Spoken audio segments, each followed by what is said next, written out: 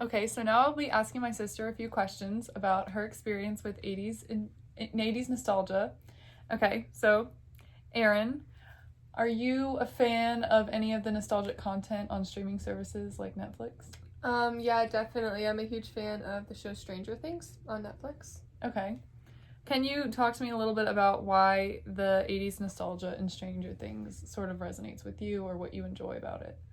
I think my favorite part about it is just kind of it like represents like a really like simplistic time or a lot more simple than it is now. Like the fact that they're kind of detached from social media and like they use walkie-talkies to talk to each other. They have like bike rides.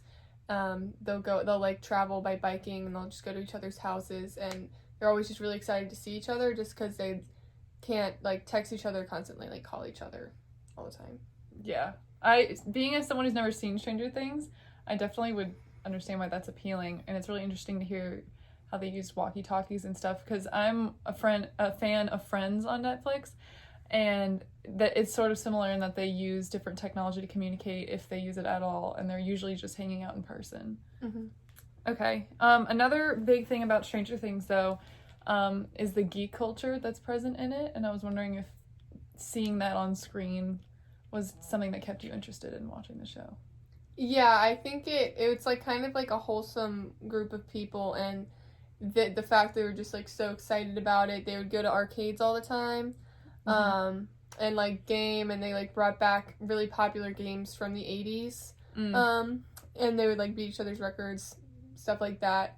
And also the fact that like they would like make their own contraptions for there are lots of things there I can't really explain the types of machines they would make, but they would make them together because they're all kind of like nerdy, but that's what's cute about it is that like they're just like a relatable group of kids. They're not like popular and judgy. They're just friends and they're wholesome. So definitely. I think it sort of acts as an escape for teens of our generation because you get to see teenagers in a different time period and you kind of get to see what your life would have been like if you were the same age you are now but in a different time.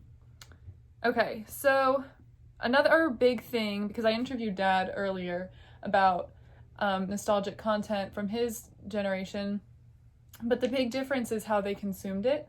Both of them are media induced because you see them on TV, but for us we have streaming services.